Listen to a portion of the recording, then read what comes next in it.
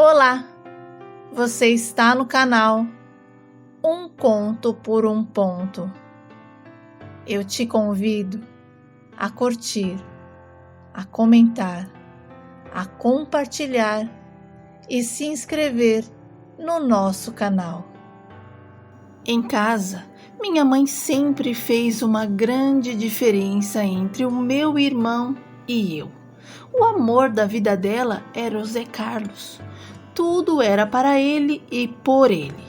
Apesar de ele ser 5 anos mais velho do que eu, mamãe o tratava como um bebê, dedicando total atenção para o garoto. Meu irmão tinha tudo o que pedia. Bastava ele ver um brinquedo na TV que em questão de semanas já o tinha em suas mãos. Isso tudo era porque eu era filha do meu pai. E o Zé era fruto do grande amor da vida da mamãe. E isso ela falava para todo mundo ouvir. Não era segredo e ela não escondia as 7 chaves. Quando papai e mamãe se casaram, ela já tinha o Zé. E o meu pai, que era um homem de bom coração, não fazia acepção entre nós. Ele tratava o meu irmão com o mesmo carinho e amor que me tratava. Papai se casou ciente do amor que a mamãe ainda nutria pelo ex-marido, mas movido por um amor doentio e incondicional, ele fazia vista grossa para essa verdade. Mas no fundo, ele sofria em silêncio. Sofria porque a mamãe o tratava aos berros, na gritaria, no esculacho. Dizia que ele não tinha nem a capacidade de proporcionar uma casa própria para ela. E afirmava que desde que se casou com ele, a sua vida só andava para trás. Para estar à altura do ex, o meu pai frequentemente se endividava, permitindo que a mamãe gastasse mais do que ele podia. E nas festas de aniversário dela e do meu irmão, ele costumava fazer uma festa de arromba e só podia convidar a família dela, porque a mamãe não suportava a família do papai. Conviver com a mamãe não era uma tarefa fácil e simples. E eu via o perrengue que o papai passava. Na verdade, a mamãe só conseguia o tirar do sério quando ela me maltratava. Me xingava dizendo que eu era uma inútil e que eu tinha puxado todinha a família dele. Era aí que ele se transformava num leão para me proteger. Ele me protegia das ofensas dela e dizia para que ela vigiasse as palavras, porque as palavras tinham poder.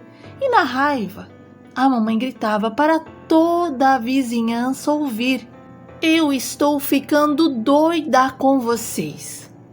A nossa família não tinha o hábito de sair juntos. Então, era o papai para um lado comigo e a mamãe para outro com o Zé. E sinceramente, nós dois aproveitávamos muito. Íamos ao parque, andávamos de bicicleta e depois sentávamos em um banco para tomar sorvete. E papai dizia: "Sabe, Janaína, eu sei que as coisas em casa não é uma maravilha. A sua mãe briga e implica com você por tudo, mas eu quero que você saiba que eu sempre estarei ao seu lado e eu vou te proteger sempre. Por isso, eu quero te pedir para não levar em consideração as coisas que a sua mãe fala e nem que você venha se sentir culpada quando ela estiver estressada. Isso é ela com ela. Você não tem culpa de nada, minha filha." Papai dizia aquelas palavras porque toda vez que a minha mãe gritava, me xingava, eu perguntava: "O que eu fiz, mamãe? O que foi que eu fiz para a senhora ficar tão nervosa comigo?" Mesmo com o mau humor da mamãe, papai todo sábado, quando ia lavar o seu carro, ele ligava o rádio no último volume e colocava os sambas que ele tanto gostava. E nós dançávamos. Sabe, ele tinha um gosto especial pelo chamate gelado, assim com gelo, e costumava dizer: Jana, esta é a melhor bebida que um homem pode tomar. Desde que ele deixou de beber álcool, o mate se tornou a sua companhia constante, algo que ele não abria mão. Era como se fosse o seu refúgio, o seu prazer pessoal. Eu era apenas uma garotinha que admirava profundamente o meu pai, e tudo o que ele fazia para mim era maravilhoso. Hoje em dia sei que ele não sambava absolutamente nada, mas naquela época, quando ele ligava o som e se mexia de um lado para o outro, eu acreditava que o meu pai era um mestre do samba. Ele me fazia acreditar em suas palavras quando dizia: Filha, pega o passo. E eu dizia: Papai, eu não consigo. E ele sempre afirmava: Consegue sim. Além do mais, você é filha do melhor sambista da cidade. E para não decepcioná-lo, eu fazia os meus passinhos do meu jeito. Enquanto isso, mamãe resmungava, pedindo para que ele desligasse o rádio, e ainda nos chamava de dois ridículos. No entanto, meu pai dizia para ignorá-la e continuávamos dançando. Eu não sei como tudo aconteceu, mas infelizmente meu pai descobriu a traição da minha mãe com o ex-marido dela, quando os pegou juntos no carro. E a confusão ficou pior quando ela chegou em casa bem depois dele. Meu pai parecia outro homem. Ele estava furioso, dizendo coisas com raiva, enquanto a minha mãe tentava se justificar. E pela primeira vez eu vi o papai mandando-a calar a boca, ameaçando que se ela não o fizesse, ele perderia o controle e poderia até agredi-la.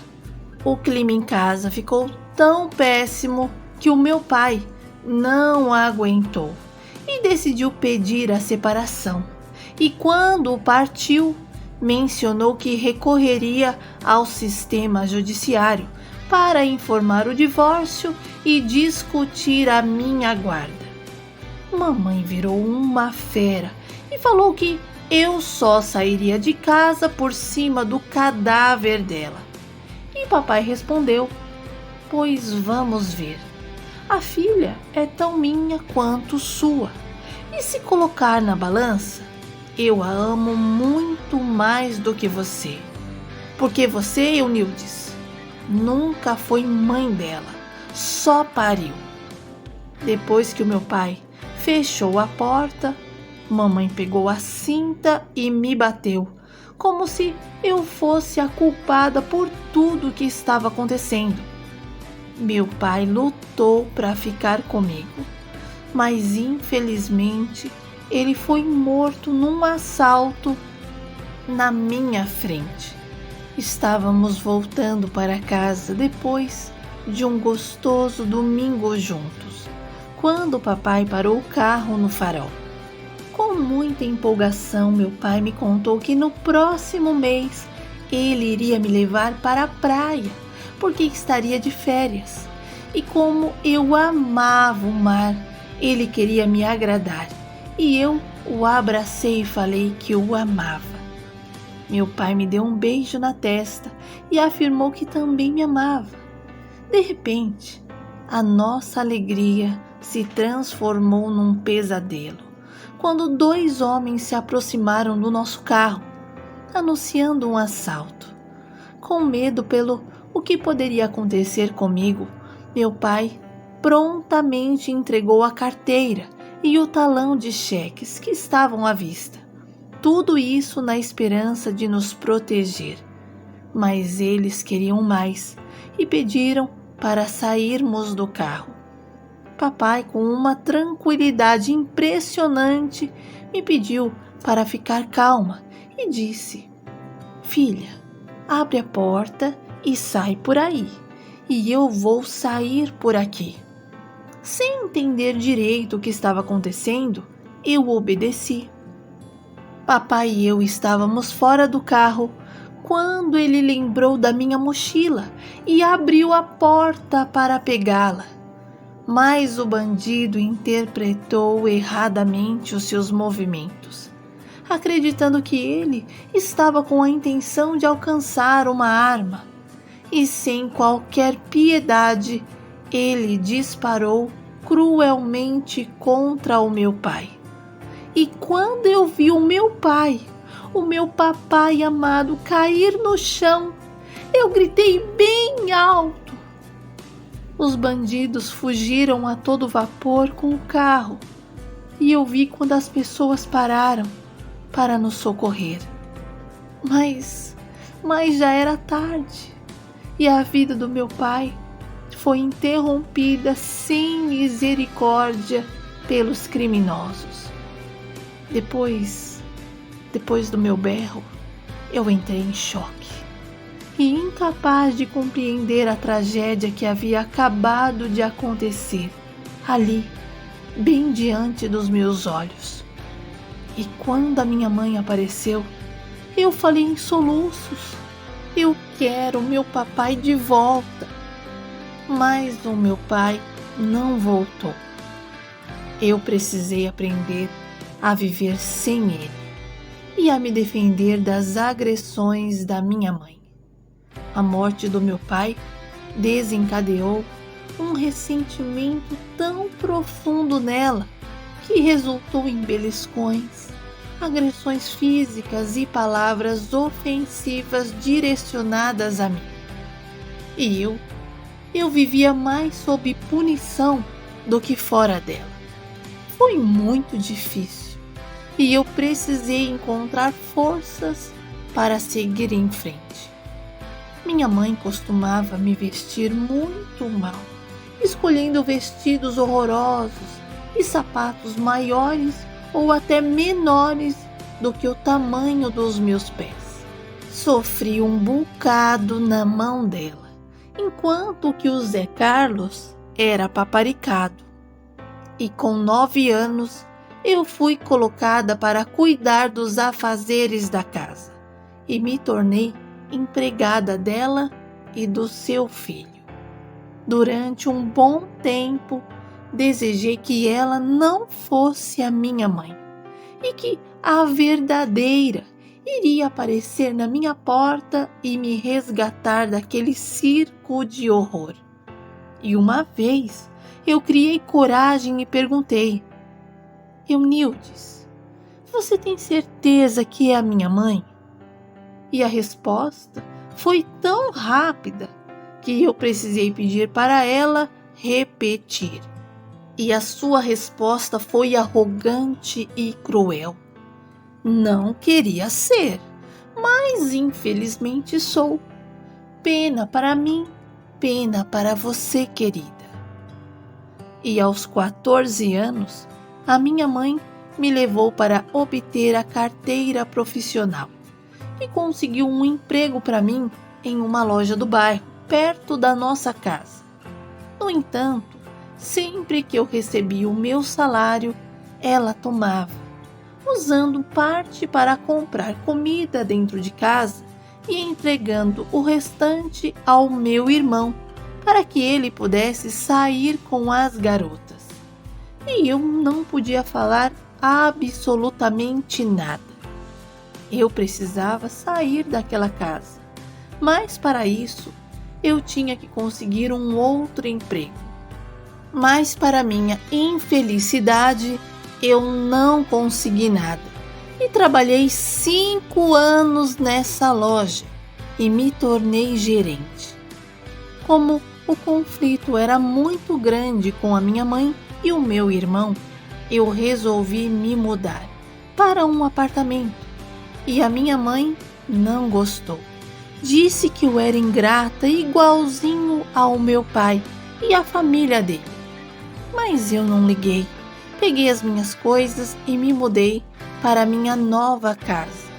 E confesso que foi a melhor coisa que eu fiz. Eu ainda não tinha certeza qual curso queria fazer. E pesquisando aqui, ali, resolvi cursar oceanografia. E dediquei anos de esforços para finalmente me formar como bacharel em oceanografia. Não foi fácil. Foi uma jornada desafiadora, com vários obstáculos, mas cada um deles foi superado com determinação, me aproximando cada vez mais dos meus sonhos. E tudo o que eu fazia eu pensava: se papai estivesse aqui, estaria orgulhoso de mim. Os anos se passaram e eu nunca consegui esquecer do meu pai. Pensava nele sempre, principalmente quando eu estava triste. Foquei nos meus estudos. Minha mãe e o meu irmão nunca me procuravam. E quando eu ligava e falava: "Oi, mãe", ela desligava o telefone na minha cara. Um dia, o meu telefone tocou e era a irmã da minha mãe do outro lado da linha. Ela estava chorando com a voz trêmula e me deu a notícia de que o meu irmão tinha sofrido um gravíssimo acidente. Tia Cleide disse que a minha mãe estava em um estado de total desespero e pediu para que eu fosse imediatamente para o hospital. Foi como tomar uma facada no coração. E super preocupada do jeito que eu estava, corri para perto da mamãe. Larguei tudo o que eu estava fazendo e me dirigi para o hospital. Cheguei lá, encontrei a minha mãe inconsolável. E quando ela me viu, disse palavras dolorosas e me perguntou por que eu estava ali. E me questionou se realmente eu gostava do meu irmão ou se era apenas para rir da dor dela. E afirmou que o Zé Carlos iria sobreviver e que traria mais alegria à sua vida, muito diferente de mim, que só dava desgosto a ela e me chamou de cobra venenosa. Olha, aquelas palavras, elas penetraram no meu coração, me deixando arrasada. No entanto, eu preferi ficar quietinha.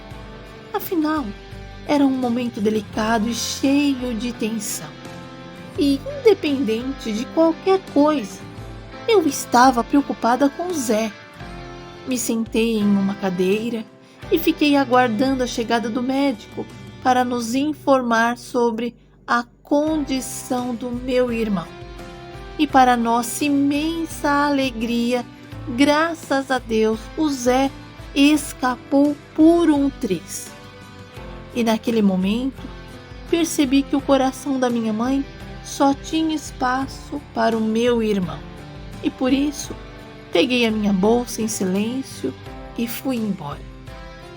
Tempos depois, o Zé se envolveu com uma mulher e se mudou com ela para o Rio de Janeiro.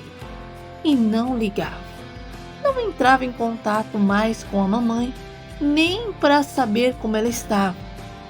E um dia, recebi a ligação dele, pedindo para eu conversar com a nossa mãe. E pedi para ela deixá-lo em paz porque ele queria viver a vida dele ao lado da esposa que ele tanto amava. E tentou me explicar que as ligações constantes da nossa mãe estavam começando a irritar a esposa dele. E ele não queria problemas com a mulher. E a minha resposta foi uma só: Zé, seja homem e fale você mesmo com a mamãe. Meu irmão foi um ingrato com a nossa mãe, porque por mais que ela nunca olhou para mim, aquele rapaz tinha tudo com ela. Ele era o ar que ela respirava. Mamãe matava e morria pelo Zé, mas ele ignorou todo aquele amor e mandou ela esquecer que tinha filho e que a família dele era a esposa e o neném que tinha acabado de nascer. Isso deixou a nossa mãe abaladíssima. E eu tentei de tudo, fiz de tudo, mas ela não queria minha ajuda. Ela só queria saber do Zé. E nesse intervalo, eu tive a oportunidade de conhecer o meu atual marido, o Valdemir. Um homem incrivelmente maravilhoso, compreensível, educado e de um jeito todo simpático que me fazia lembrar muito do meu pai, tornando a nossa relação ainda mais especial. E para adicionar um toque, descobri que ele compartilhava dos mesmos gostos pelos sambas que o meu pai costumava ouvir. E quando ele ligava o rádio e começava a tocar o samba, eu voltava ao tempo, nos melhores momentos da minha vida, ao lado do papai. Valdemir e eu nos casamos e recebemos com alegria a nossa primeira filha, a Antonella. E mesmo nunca tendo experimentado o amor de uma mãe, eu me esforcei ao máximo para proporcionar a ela todo o amor que, de alguma maneira, eu nem sabia que existia. E para minha surpresa, a minha mãe veio nos visitar, o que criou um momento significativo na minha vida. E ela testemunhou a minha felicidade ao lado da minha filha e do meu esposo.